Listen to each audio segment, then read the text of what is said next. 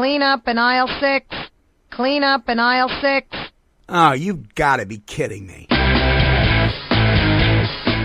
The views expressed on the following broadcast do not necessarily reflect the opinions of KHLT Recovery Broadcasting or its affiliates.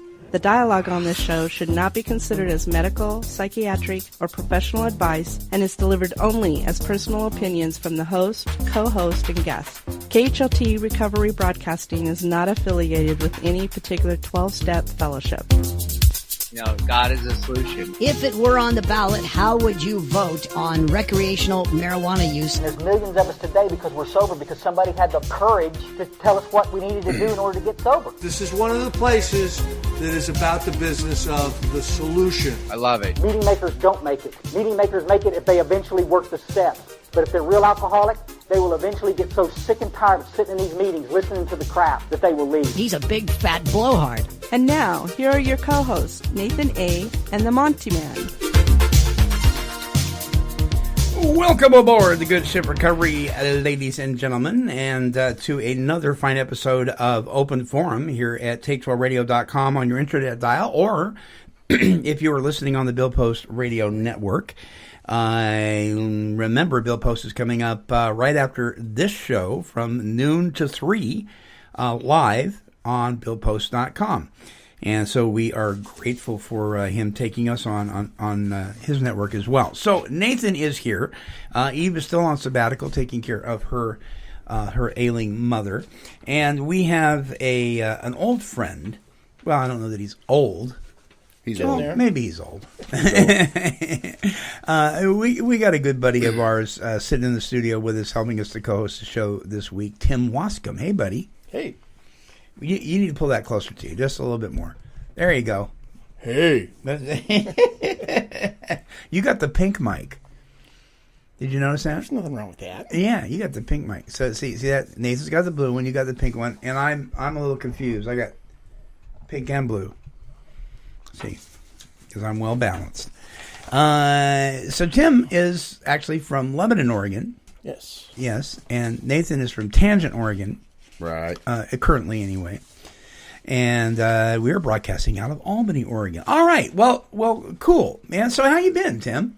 I've been good. Good. It has its up and downs at times. You know, being a diabetic is not a fun thing, but Not fun, no. it keeps you on your toes. Yeah. Or your toes keep you on your toes. Do you suffer from what's that called? Neuropathy. Neuropathy? Is that what it is? Yeah. At times, yeah. Yeah, I do too.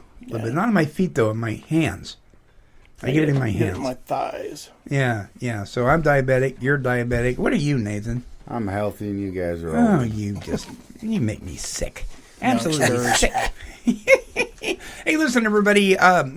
We have extended this month's cartoon caption contest.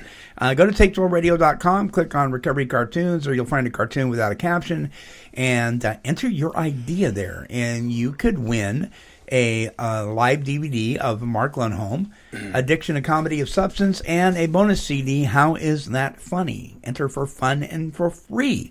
Please do that. By the way, I mentioned the Bill Post Radio Network.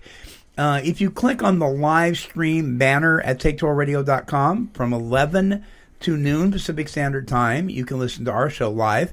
And then it's rebroadcast Monday through Friday at 6 p.m. and 9 p.m. as well. You can do that. And let me see here. What else do I need to do before we get into the topic? Okay, we're going to be talking about... we have never done this before. We're each going to share a funny or bizarre story that occurred during our active addiction or alcoholism. Now, we know that the behaviors that we engaged in many times were tragic, right? Amen. Yeah, I mean, some of them were pretty sad. But some of them we can find some humor in. And certainly, there are stories that we have that are just bizarre. They may not be funny, but they're just wild. The things that have happened, the things God has done, the things that we've come through.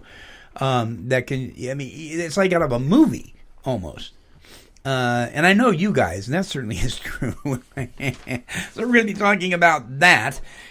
Cecil's going to be joining us here in just a few minutes. So let's get our sponsors out of the way for the first part of the show, and then we'll come back and play Take 12 Trivia. Yes, indeedy. He's going down. Did you hear the one about the bear named Ben in the bar in Boise and his friend Barney who bent over backwards trying to help Ben avoid another bender? Well, the good news is both Ben the bear and his friend Barney now watch the new recovery television show Time to Heal with, no, not Betsy, but with Pam. That's right. It's Time to Heal with Pam, breaking the chains of addiction. To find out how you can tune into this beneficial broadcast, visit Take12radio.com and click on the Recovery TV link. That's Take12radio.com and click on the Recovery TV link to find out how you can view Time to Heal with Pam. And pat Ben the bear and his friend Barney on the back, would you? There I was in my business suit, all dressed up, just uptight as I could possibly be. And I don't remember much of what was said at that first AA meeting. It was more the feeling of the meeting itself. That's what has kept me going. I know it works, and I see the people ahead of me with more sobriety. I see how happy they are, and I want that. I want that too. And what I notice about AA is it sort of helps me to relax and learn to really be happy with my sobriety. It's a richer life to live. That's exactly what Alcoholics Anonymous does. It teaches us how to live without drinking.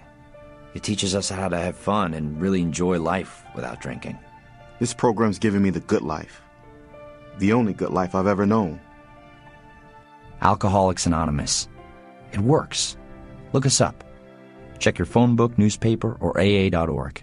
Men, women, and their families experience tremendous pain and suffering due to the struggles they face from substance abuse and its co-occurring mental health challenges. They need to find a safe place for peace and healing. Therapia Addiction Healing Center was born out of a deep desire to provide that safe and powerful healing environment. Therapia exists to help people recover from addictions by developing and maintaining healthy, meaningful relationships with God, self, and others. To speak with an addiction specialist, call 1-855-652-4325. That's 1-855-652-4325. Or visit our website at www.therapia.net. Therapia Addiction Healing Center, restoring lives one step at a time. All right, check them out. Okay, welcome back. We are here with Tim Wascom and Nathan.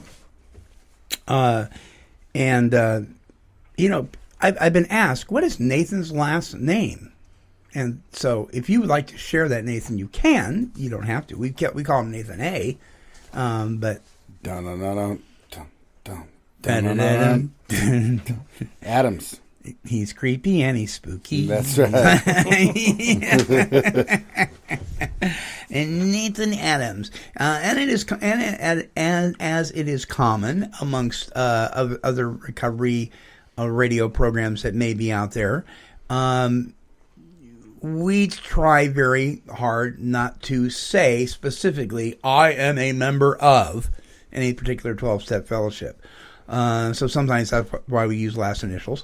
And speaking of that, by the way, if you have a funny or bizarre story to share, we have a brand new page at Take12radio.com. Right below the microphone under the featured broadcast, you'll see an orange button, and it says share your funny or bizarre story. Click on that, and you can fill in, there's a box where you can share your funny or bizarre story. Try to keep it to 1,000 words or less if you can, and we'll let you know if we share that on the air. Please, in that case, definitely only use your last initial. Please, please, please, please. Okay, so you haven't met Cecil before, I don't think. Tim? No, I haven't. Have you? Okay. Well, if it isn't Tim Wascom, the king of all things scavenger and garage sale. Be nice, Cecil. Oh, It's a compliment, Monty Man. Did you know that Tim has furnished his entire home, including the shingles on his roof, with items found in thrift stores and garage sales? He's very resourceful. That is true, isn't it, Tim? I mean, isn't even the shingles on your house? True, yeah. I'll never forget. We'd go somewhere, like we'd go to a 12-step camp out or something, and Tim would say, "Okay," and we'd take his trailer. Tim would say, "Okay, I'll pick you up at 7 a.m. so we can get there early." We wouldn't get there till 2. You know why? He was stopping at every single garage sale. The thing that amazed me about him, though, he'd go in there and he'd find something. I remember this one time you found a cast iron Dutch oven that was a mess. I mean, the thing was just a mess. He went in there and he bought it for just a couple of dollars, and it, I mean, they're a dime a dozen. The Boy Scout wants it, but there's some of them that are really old. He cleaned it up. And that thing ended up being worth quite a bit, didn't it? Yeah, it was a nice one. Yeah, it was cool. So, but are you still doing that stuff? Oh yeah. Well, garage sale, you just don't know until you get there. Well, Cecil, do you have any questions for Tim? Yes, but you can ask them, Monty Man, because we're about to play Garage Sale Trivia. That's right. It's the world's most hated game. Take 12 Trivia this week in honor of Tim being our guest. Garage Sale Trivia. Okay. You cannot help to make me the underdog. You go to music played in the 40s that only you old turds know about, and now it's his specialty.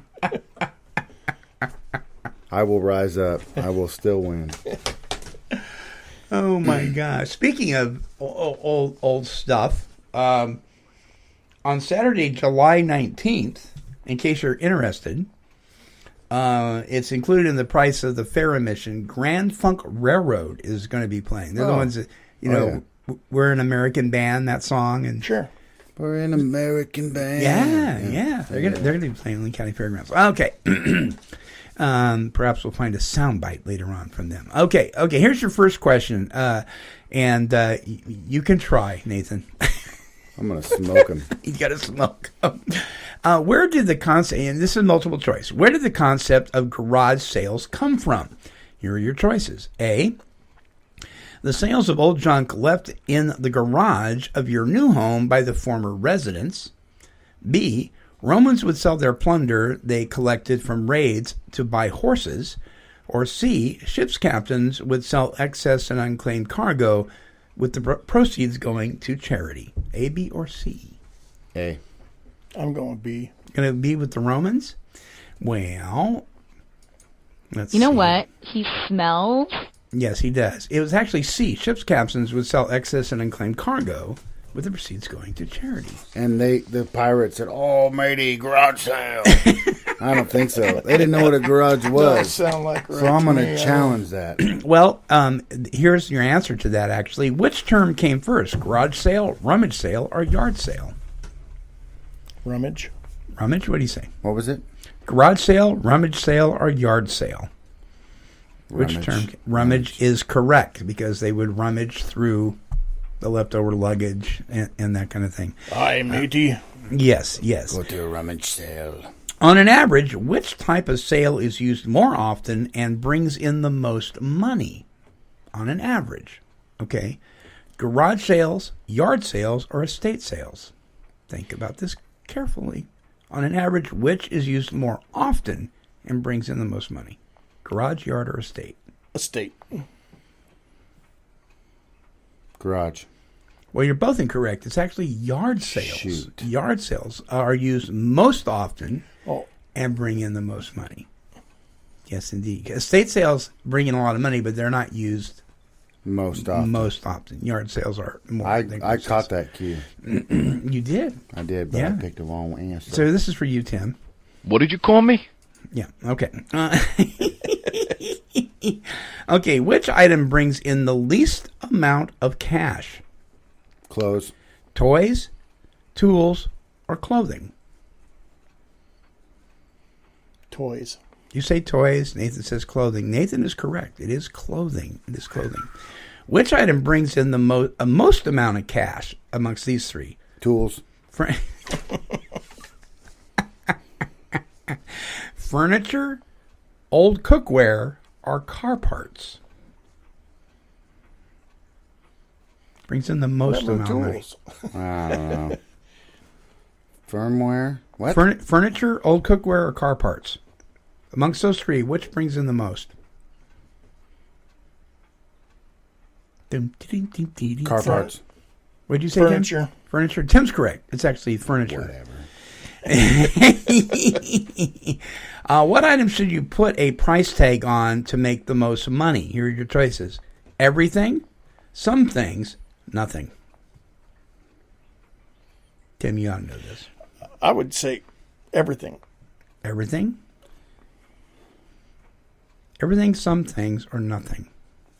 Some things. Some things. Nathan is actually correct because it leaves room for haggling more often if you don't price certain things. I would like to challenge him being a real garage sale guy. You going to challenge him? I don't think he's... I think he's a pretender. He's a fake. He's a fake. Yeah, it's all lies. He buys things brand new, bangs them up, and then tells us that he got Hey, look at this. This is really nice. I got this at a garage sale. That's right. To be cool. Stupid. Okay, here's your bonus question. Amongst pre-made signs by hardware stores advertising garage sales throughout the U.S., there are several. Which one of these is not found in this category amongst pre-made signs made by hardware stores? This sign is not found. You have 4 choices: junk sale, slave sale, curb alert, or crap for sale. Junk sale, slave sale, curb alert, or crap for sale. Which one is not a pre-made sign?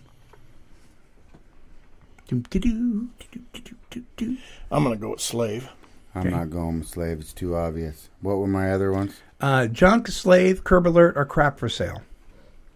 I'm going to say crap for sale. Nathan is correct. Crap for sale is not amongst those.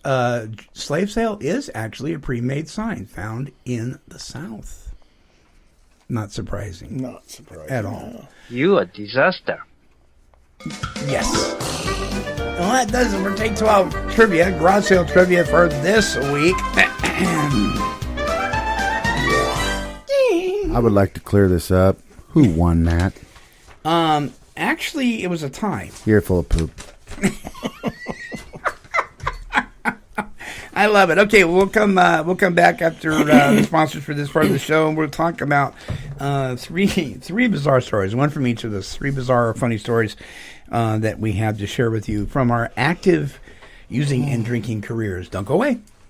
When I first came to Serenity Springs, I never thought I could stay clean and sober. And then after being through the 12 steps and getting closer to God and just learning how to live, I can't imagine life with drugs and alcohol anymore. Introducing Serenity Springs Recovery Center, a fully licensed residential drug and alcohol dependence treatment center for men, specializing in helping individuals with substance abuse problems. Addiction is a disease that deteriorates the body, punishes the mind, and destroys the spirit.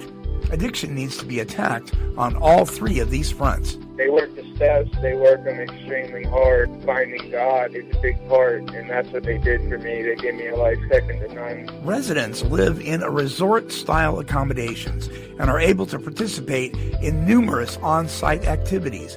Golf and working out, playing basketball a lot. Serenity Springs is a unique facility that is committed to providing exceptional individual care in small group settings. They talk about life beyond your wildest dreams. I never thought that was possible for me, and today I'm living it. And just being connected. Guys are like my brothers, just a big family. At Serenity Springs, they want to make a life-changing investment into your recovery.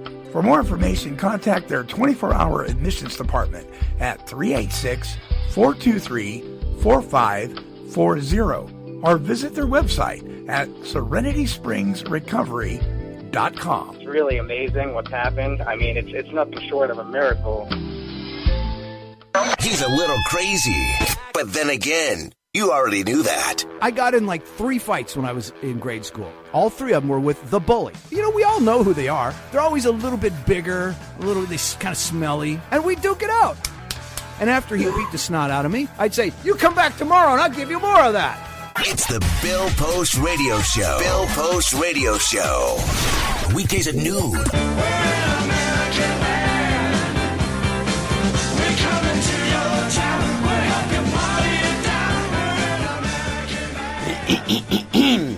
Alrighty.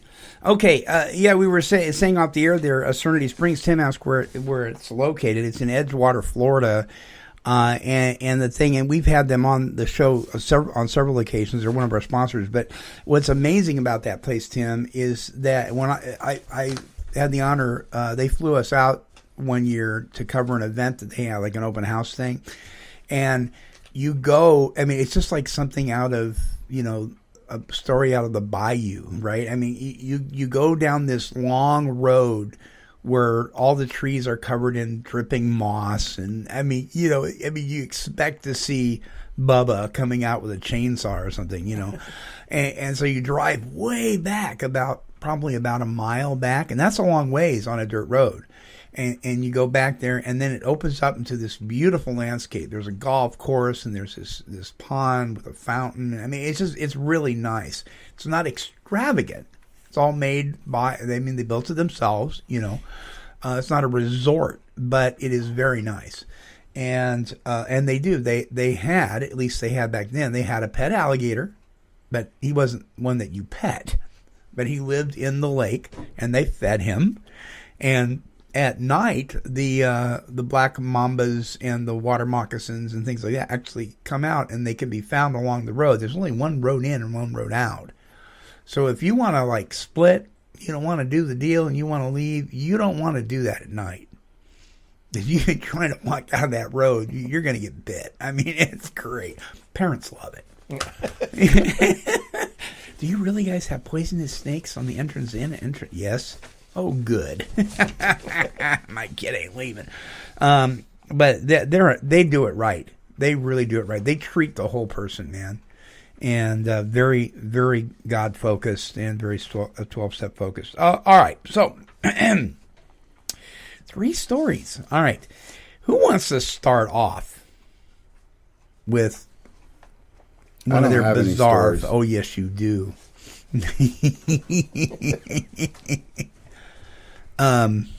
Guess first. Guess first? Okay, Tim? Okay. Well, let me see. I guess this falls more on the bizarre end of this than it does the funny, but I was working at a clothing factory in Southern California, Ratner's Clothing, and it was, we were on strike, and it was a Monday morning.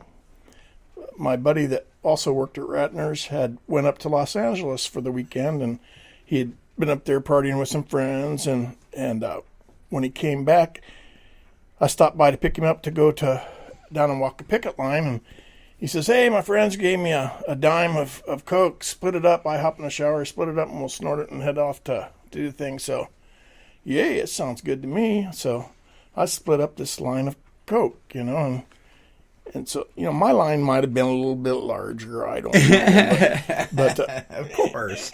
Anyhow, we snort this up and walk out the front door, and we walk about a block away from Alan's house, and we realized that, I don't think that was Coke that we snorted. So we figured we better go get out of town, and we went back to his house. And these were really hefty lines, right? Oh, we're not just talking the little, I'm going to share some. No, we're talking, 4-inch, 5-inch line, right? That was real visible. Yeah. And so, we get back to Alan's house, and we hop in my rig and decide we're going to go out to a park in the country and live through this there. And so we hop in the rig and we go out. But on the way out, we go past this perfectly good winery and stop in there and get a couple bottles of wine and head on out to the park. And we get out there and come to the realization that this was not Coke, but had been PCP, and it was probably enough for 20 people to get off on in each line. And Had you ever done PCP before? No, I hadn't heard stories, Right. And I don't know, I don't know. I might have smoked a joint or something that had been sprinkled with a little bit of it, but nothing like this. Nothing major. Yeah. And so when I got out to the park, I don't know, it was just totally insane, and I started dying, I'd had so much of it that, I started praying and praying for God to help me, and I ended up dying. I left my body. I turned around. I seen Mark laying on the ground. I seen me laying on the ground, and it was out of this world. Yeah. I turned and looked away and seen the bright light and went towards it, and it was like a scene out of Star Trek. I just went sailing, and right. I don't know if you've seen that scene at the beginning of Star Trek when the ship takes off, right? It was like that. The feeling of acceleration, and I was gone. And the closer I got to the light, it was kind of hazy around me, and I could see beings, and the spirit was talking to me and told me that I'd been praying to God this whole time to save me. I didn't want to die. I didn't want this, and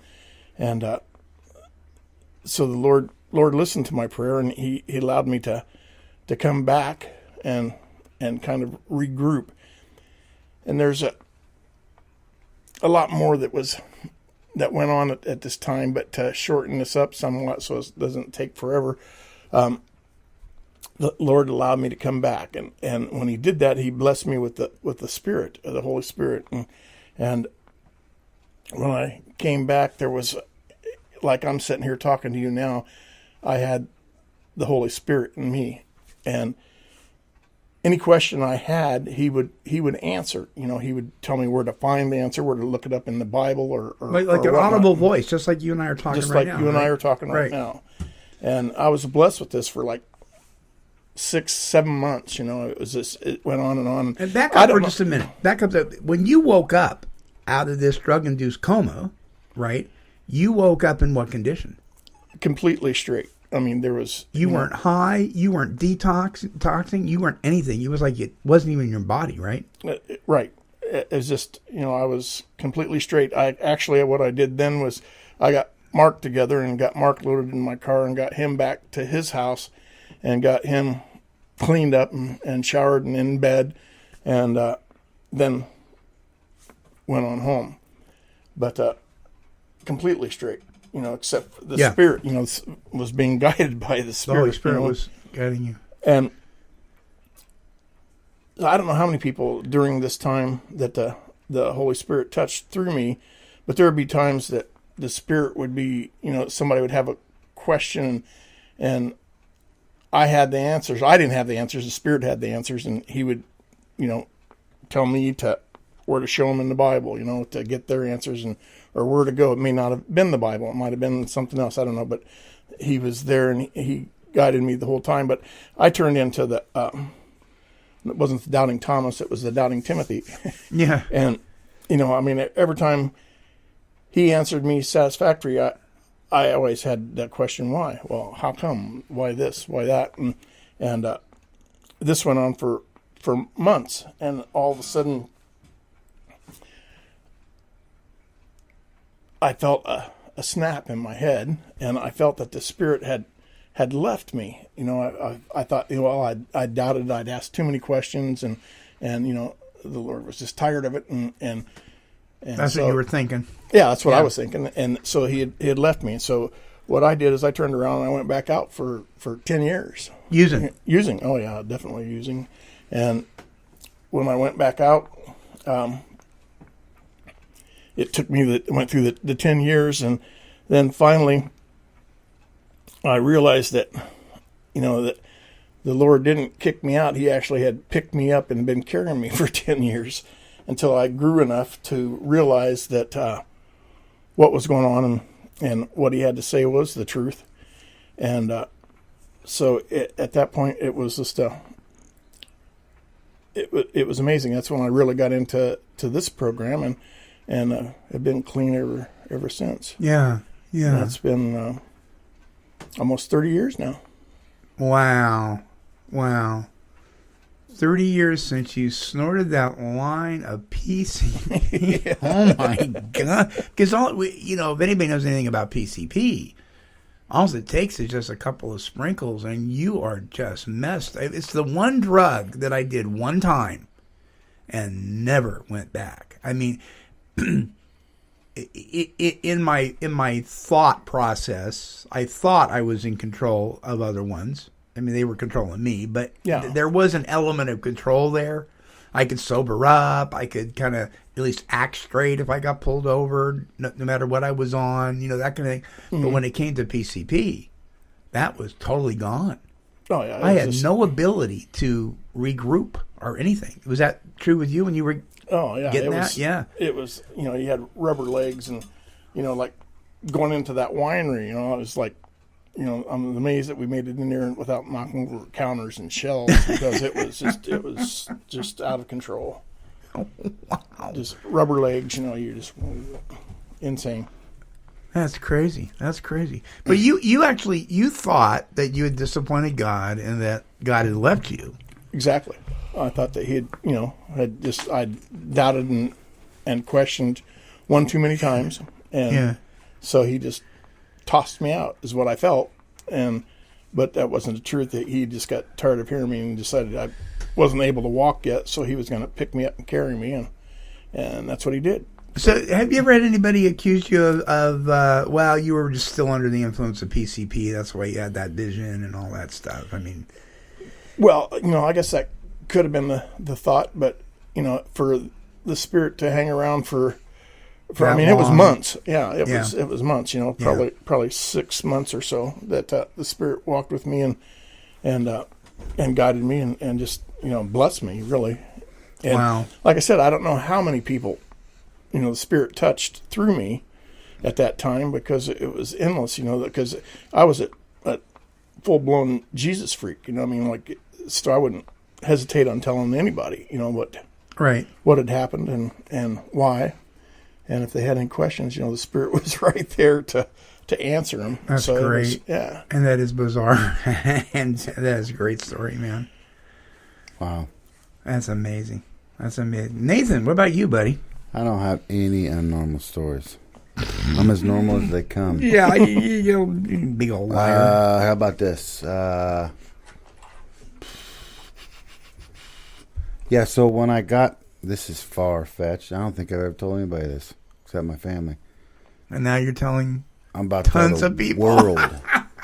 They're going to call me crazy. Okay. When I got sober in treatment in the 90s, I had this, I'm going to call it a vision, but a memory came back to me. And because once I sobered up, all of that stuff on the inside started surfacing. But I had this memory of... me and my family in the woods. We used to go camping quite a bit, my brothers, and we seen lights, kind of a land, and I remember going, what in the heck? UFO kind of stuff? UFO. Uh-huh. And I remember all of us walking, in specific detail, walking up to this spaceship with red lights everywhere, and I remember all of us looking, is that movement in the window? And I remember really focusing on that window. And then I remember nothing after that. And I went, what in the hell? And I dreamed it like every night, and it just overtook me. So finally, after about 5-6 days of this haunting me, I call my parents, my counselor. I call my parents, and I go, Mom, do you remember anything about something happened in the woods? And she goes, that's funny. I said, stop. And I said, everybody, and basically all of us stopped at that point and wrote down what was coming to us. And all of us were in the same spot I was in, and we all read those papers. Wow. And it was detail for detail what happened. And what's funny, dude, I think I was abducted, man, because all of our memories, bro, seriously, where we were looking into the window and we seen movement, and that's the last of our memory. And all of us had that same exact story. Explains a lot. It does. But that's pretty strange. His current behavior and everything. Yeah. No hair. And that's a true story, man. That is bizarre, dude. Very bizarre. My two brothers, my mom and my step-pops all had the same thing happen to them. Same vision, same story. Well, that's easily explained. His whole family were stoners. That's right. That's right. Must have been the PCP, right? That's great. No, I've never heard you tell a story. Wow. What a trip. You ever seen any UFOs, Tim? Yeah, well, not that I can say is a spaceship, but I've seen unidentified things in the sky before. That it was far enough away I couldn't tell what it was. While sober? Yeah. Yeah. I don't know, you guys. It's pretty. You asked for it. I know. That's pretty wild. That's pretty wild.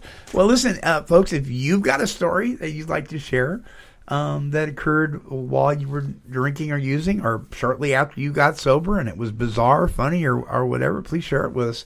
Go to take12radio.com and click on share your funny or bizarre story. All right, here's mine. And I thought about this long and hard because I think if we all sat down and really thought, we could write some pretty wild books. There's just crazy stuff that we were allowed by the grace of God to get away with, and this is no different. I was living in the East Bay of California, in Hayward, California, and I had a roommate whose name was Mark. We'll call him Mark. And he was one of these guys that you would vote most likely to die before 30. And he was a PCP head, but he smoked it all the time. Native American, almost full-blooded Cherokee. Just as crazy as a loon. But I'll tell you what, this is, if you wanted a partying buddy, this was the guy, right? I mean, he was the go-to guy. And he had money. This guy had money. I didn't have any money. So, of course, I latched on to him real good because he bought my alcohol. Because alcohol was always preceded everything else for me, because it's what lubricated me enough to lower my standards to do everything else. So I couldn't get alcohol. I was in deep weeds, as far as changing my state of mind. So I latched on to this guy, and we hung out all the time, and he got arrested. I can't remember. Oh, yes, I do remember what it was. Our apartment complex was right up against the freeway. You could literally almost jump from the roof of our apartment complex onto the freeway. Well, he had painted himself up in war paint. He was almost completely naked.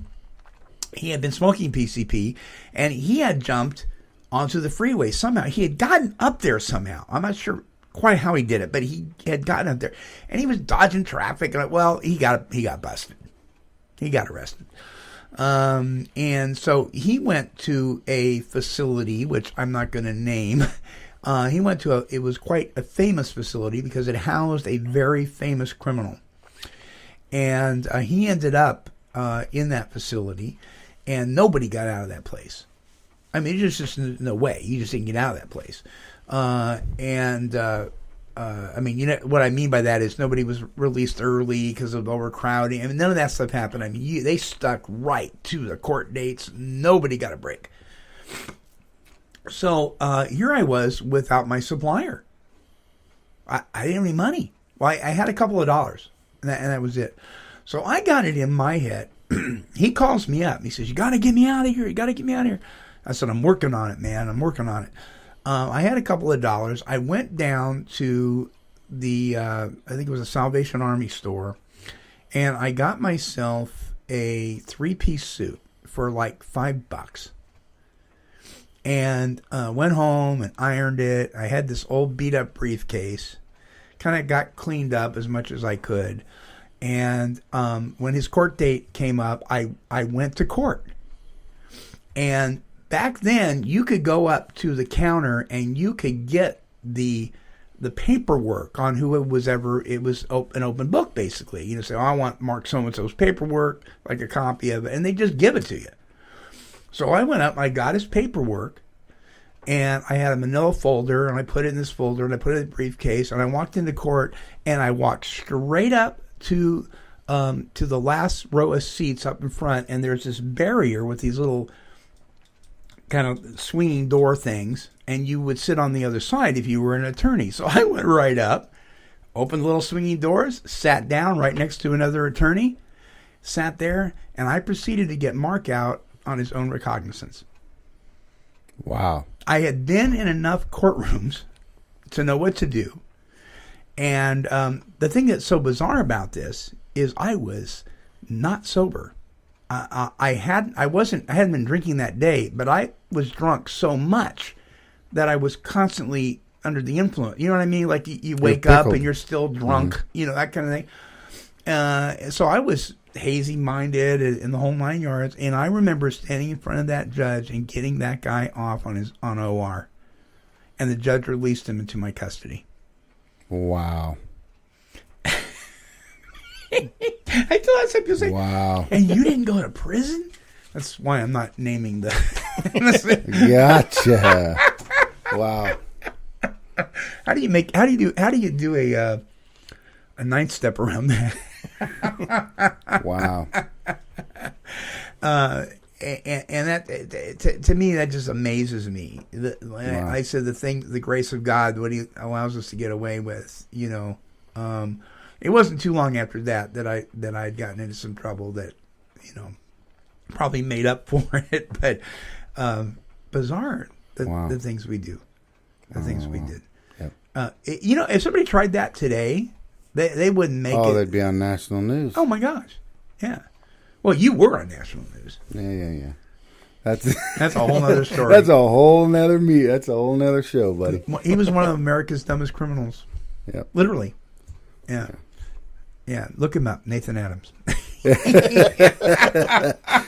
Yeah, thanks for the plug, bud. I appreciate it. Oh my gosh. Okay, so let me ask you, Tim. I'm curious. Some people heard what you shared and were thinking, okay, well, if you had that close of a relationship with the Lord, why in the world would you go back to using?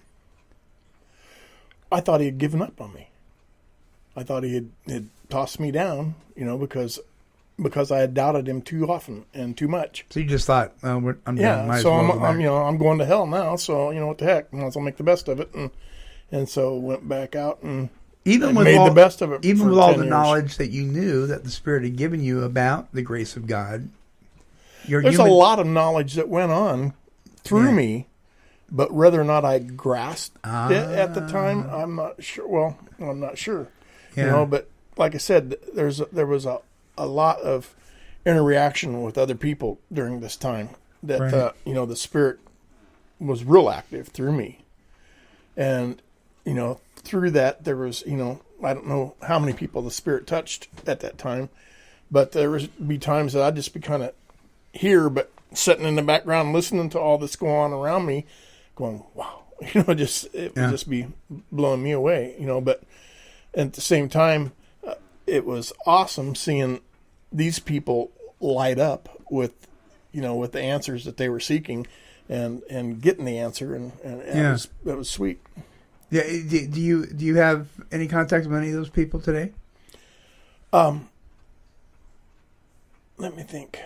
No, not really. Yeah. You know, there was a lot of people. That was a lot of years ago. How old were you? At that time, I was probably in my early 20s. Wow. How old were you when you saw spaceships? I was younger. I was a kid, 12, 13, yeah. Wow. You never told anybody about that? Other than the ones you were talking about? It's been kind of a weird, I don't know why. I don't even know why I thought of that. I thought I could tell my stories, but usually it's get loaded, push everybody away, and go to jail. That's kind of my stories, right? So I'm going to dig for something new here. Well, one of my favorite stories about you, Nathan, is when you got baptized. Oh.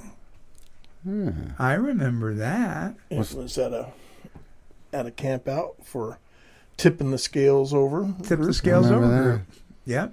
Tip the scales over group. Over at We had a good fight the year before. Harvey United, yeah. Because I was, I hold responsibility of that. Harvey and Geneva Moore's property. Wonderful people. Yeah. Yeah. What a trippy place. You had to walk across that footbridge. Neat place. It was a neat place, yeah. How are they? Huh? Harvey lost an eye. I can't remember what happened. There was an accident. Geneva hasn't been doing well. I don't know if she's still with us or not. Sweetest people. But really sweet people. Sweet people. And here's something that's really interesting when we're talking about people of faith that don't understand addiction. That usually are very judgmental and all that kind of. Here's a couple that didn't understand it either, but had no problem with any of us. I mean, you know what's they crazy? Were so welcoming. If you think of the power, because me and you, everybody that was around that era that was there, yeah, I have a feeling and an experience tied to that I'll never let go. Yeah, that beautiful place, running around, the baptism. I mean, there's even my wife and people that were.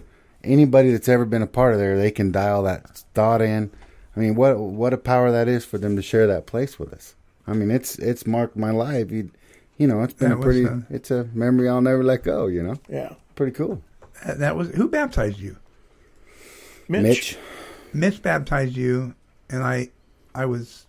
You were throwing rocks. I was I was in the water with you. I think it was trying to hold you down longer. Yeah, trying to keep me under. I actually got it on film. You do? Yeah. Do you really? Yeah. Wow. And it was the year before you and I had it out about some stupid thing. I remember. You probably said the F word and I probably got mad at you or something. Something stupid. But I remember you went off screaming at the top of your lungs. And I'm like, shut up. You shut up. Yeah, I remember that. Oh, man. Thank you. I know. One of it, you were sneaking. We were playing Sequins. Oh. You snuck up on us, and you were overhearing our discussion. Which was a justified discussion. Because you were being a butt, and I was talking about you. Yep. And then years later, I thought, well, when you get together with people, who do you talk about? Each other. Right. Yeah. Duh. I remember that, yeah. Yeah, but, oh, man, you were so... I don't even remember what it was about, and I'm sure I was right and you were wrong, right? Always. Oh, that is funny. Funny stuff, man. That is really, really funny. My goodness. And I think that I think Sparky, I think Mike McNair got baptized that year, too, or the year after, as well. So, Mike, if you're listening, yay.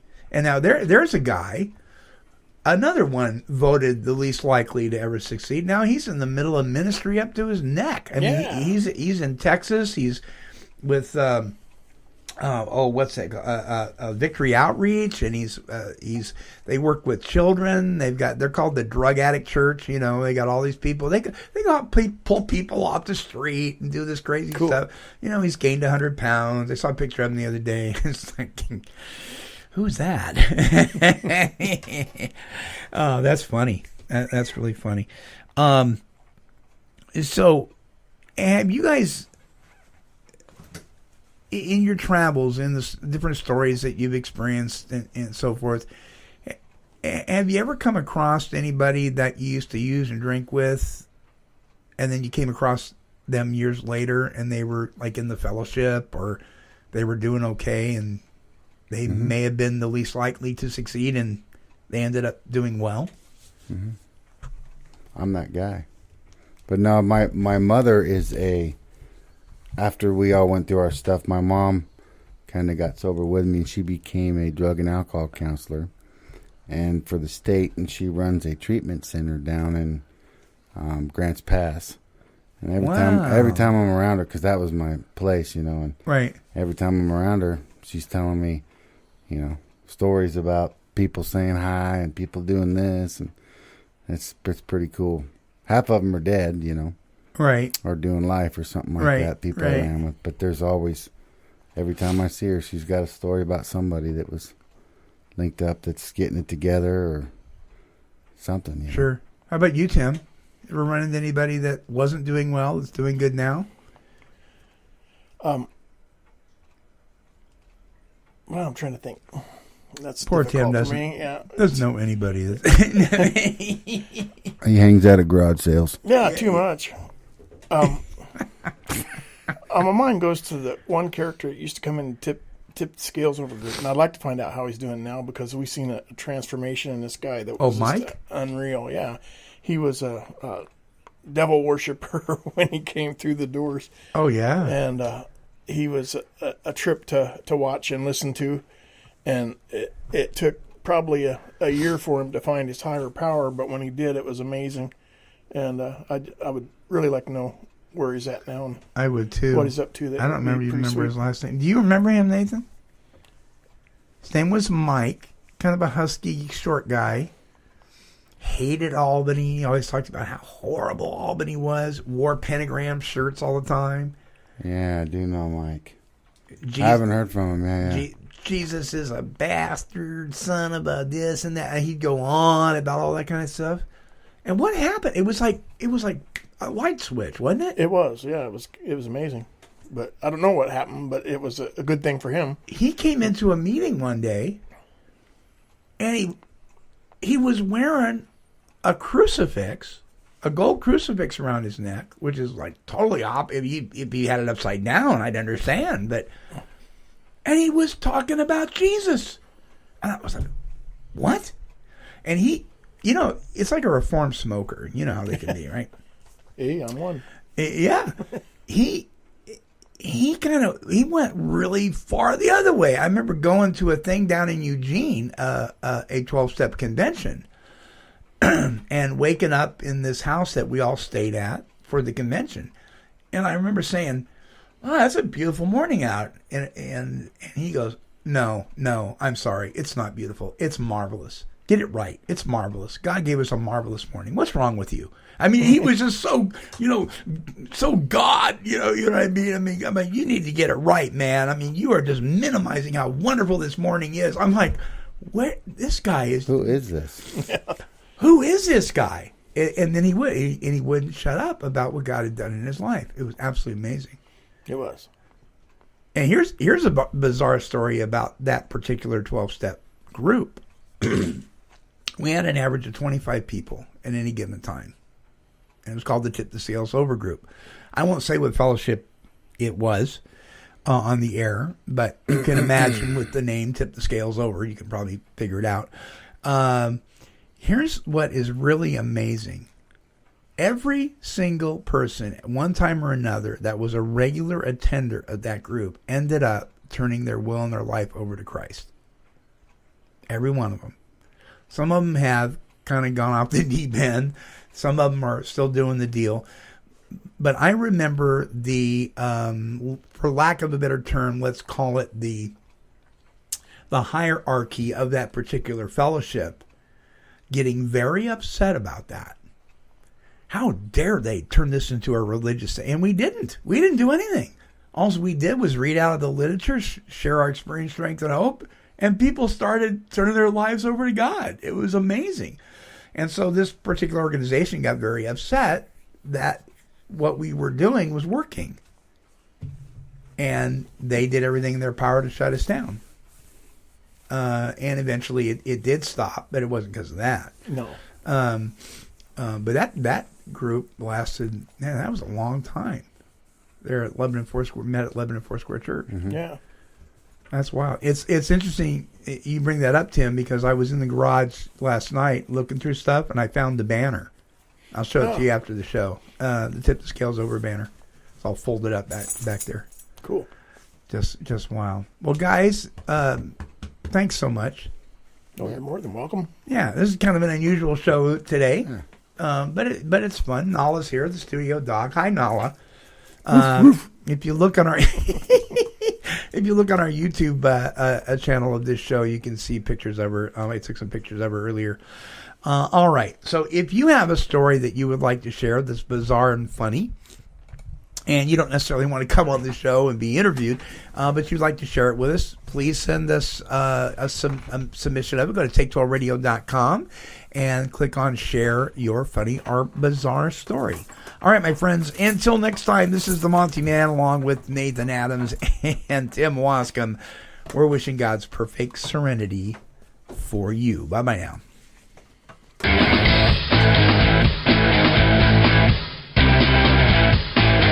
This has been a broadcast of KHLT Recovery Broadcasting.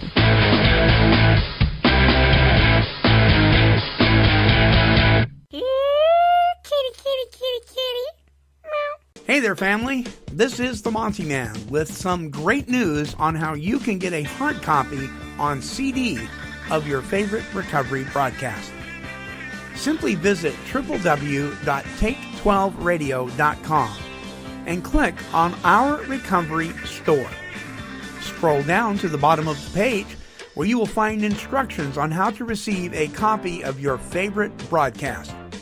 Our CDs are available for the low price of only $7 each, which includes shipping and handling.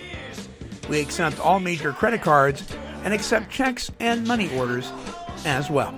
Until next time, thanks for listening. Hey, what's that king?